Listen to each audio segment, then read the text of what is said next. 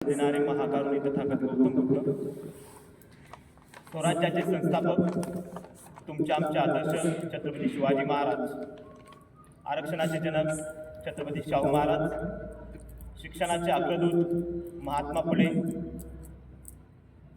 तसेच संस्काराची जननी आणि ज्या मातेने राष्ट्राला एक पुत्र दिला अशा राजमाता जिजाऊ, माता भीमाई, माता रमाबाई या सर्वच महापुरुषांना प्रथमतः मी त्रिवार अभिवादन करून आज आपण या ठिकाणी 26 नोव्हेंबर म्हणजे संविधान दिन सेलिब्रेट करण्यासाठी अतिशय उत्साहाने, अतिशय समूहाने इथे जमलात त्याबद्दल सर्वांचे प्रथमतः मी माझ्याकडून आणि माझ्या संपूर्ण परिवाराकडून तुम्हा सर्वांना संविधान दिनाच्या खूप खूप लाख लाख शुभेच्छा.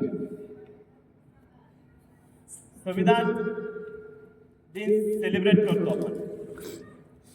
मी इथे आपला थोडीशी माहिती सांगणार आहे संविधानाविषयी. त्यात बघायला गेलं तर म्हणजे संविधान जेव्हा निर्मितीची वेळ आली, संविधान हे कोणत्या बेसिसवर क्रिएट करण्यात आलं. 1935 जो कायदा होता त्या आधारावर भारतीय संविधान तयार करण्यात आलेलं आहे.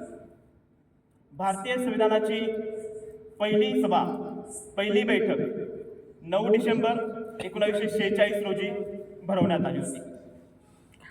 त्या 9 डिसेंबर 1946 रोजी भरवण्यात आलेल्या सभेसाठी अध्यक्ष हे सच्चिदानंद सिन्हा, पहिले अध्यक्ष, भारतीय राज्यघटनेचे अध्यक्ष म्हणून आपण त्यांना संबोधतो. त्यानंतर काही 4 ते 5 दिवसानंतर 11 डिसेंबर 1946 रोजी संविधान सभेची दुसरी बैठक बोलवण्यात आली आणि त्यावेळेस अध्यक्ष हे पद डॉक्टर राजेंद्र प्रसाद यांच्याकडे सोपवण्यात आलं. म्हणजे एक 4 ते 5 दिवसांकरिता भारतीय संविधान सभेचे अध्यक्षपद हे डॉक्टर सच्चिदानंद सिन्हा यांच्याकडे सोपवण्यात आले. अशा पद्धतीने आता आपल्या सर्वांना माहीतच आहे का अध्यक्षपद हे डॉक्टर राजेंद्र प्रसाद आणि मसुदा समितीचे अध्यक्ष हे डॉक्टर बाबासाहेब आंबेडकर. 29 ऑगस्ट 1946 रोजी डॉक्टर बाबासाहेब आंबेडकर यांना मसुदा समितीचे अध्यक्ष करण्यात आले. ही झाली थोडीशी प्रास्ताविका. अशा पद्धतीने 9 डिसेंबर 1946 पासून सुरुवात झाली होती संविधान च्या बैठकी घेण्यासाठी.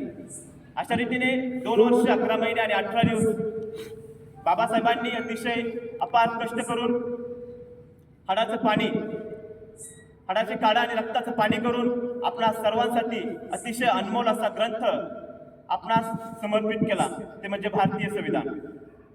2 वर्ष 11 महिने आणि 18 दिवस इतका कालावधी भारतीय संविधान क्रिएट करण्यासाठी झालेला आहे.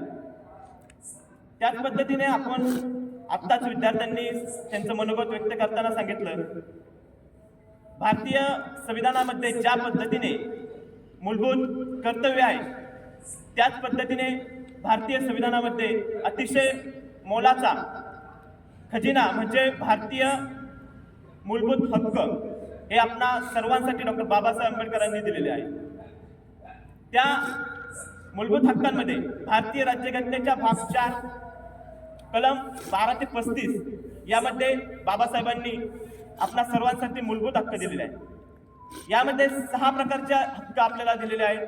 त्यामध्ये पहिला हक्क बघितला तर स्वातंत्र्याचा हक्क, समानतेचा हक्क, शोषणाविरुद्धचा हक्क, वेठ बिगारी पद्धत बंद, शिक्षणाचा हक्क, अस्पृश्यता नष्ट, हे सर्व अशा पद्धतीचे अधिकार हक्क आपल्याला संविधानाने दिलेले आहे.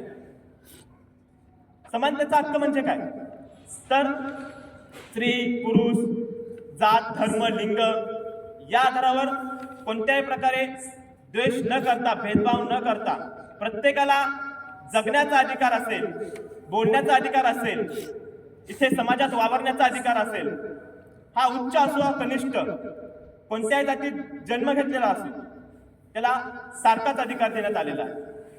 त्यामध्ये भाषण स्वातंत्र्याचा अधिकार असेल. त्यानंतर आपल्याला बाबासाहेबांनी पुढे भरपूर असे अधिकार भारतीय राज्यघटनेने बहाल केलेले आहेत.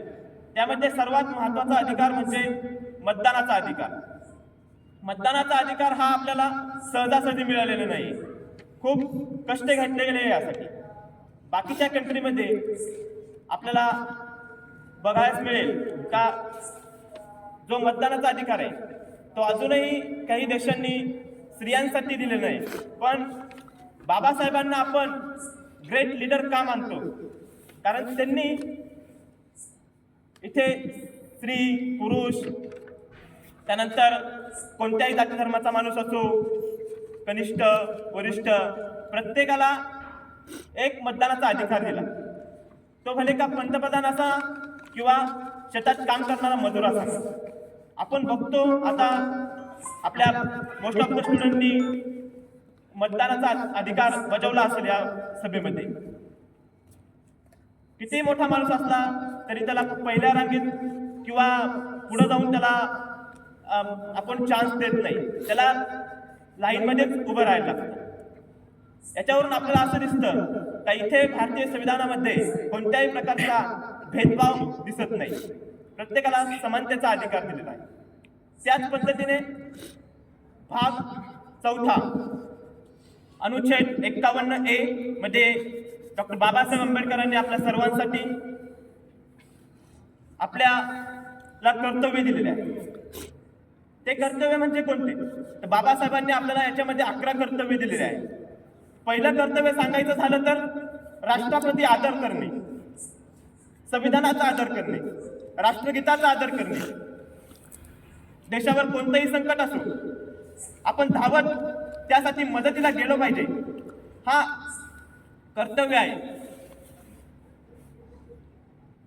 हे सारे कर्तव्य डॉक्टर बाबासाहेब आंबेडकरांनी आपल्यासाठी दिलेले आहे.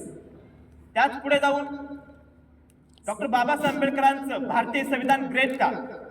तर जगामध्ये कुठे तुलना करा, जगातली सर्वात मोठी आणि लिखित राज्यघटना ही भारतीय राज्यघटना आहे.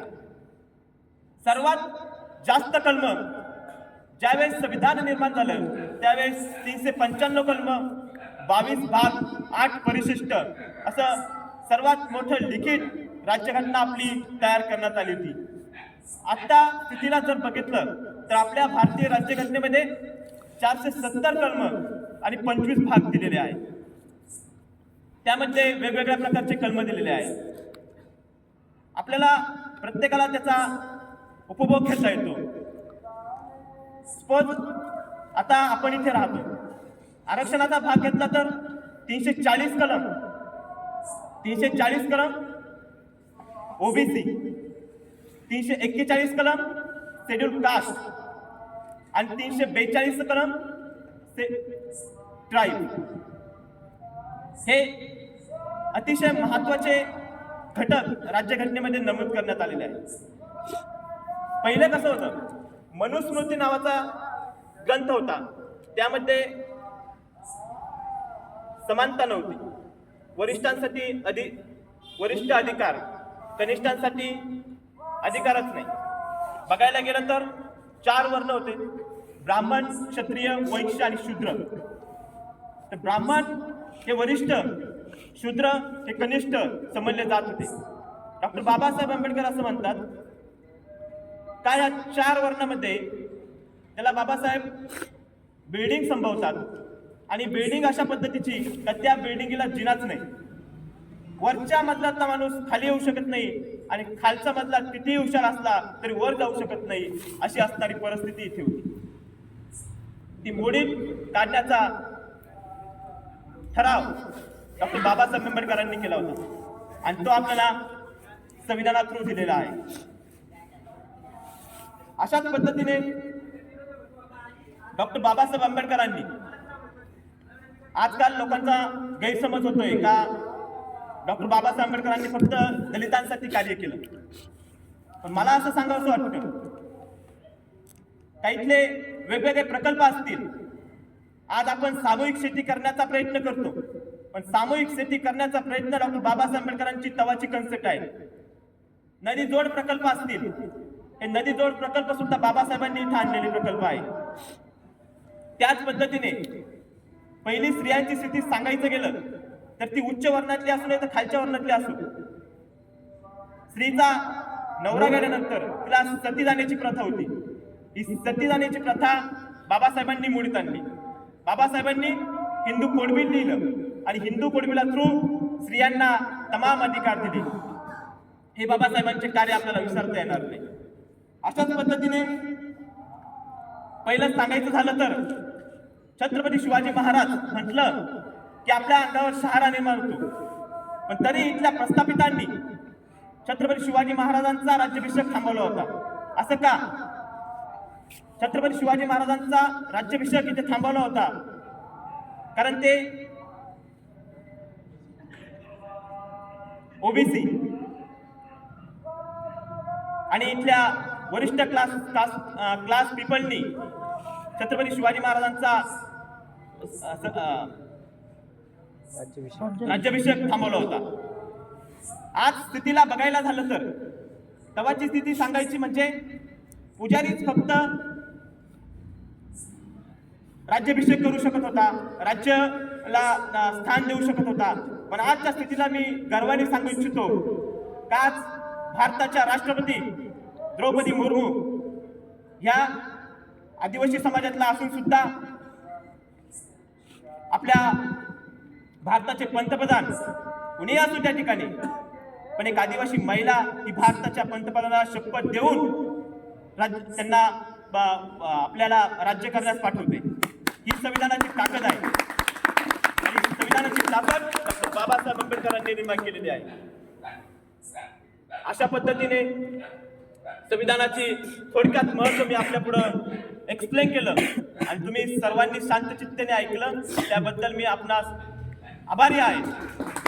आणि जाता जाता जय संविधान, जय भीम, जय बुद्ध, जय भारत. थँक्यू.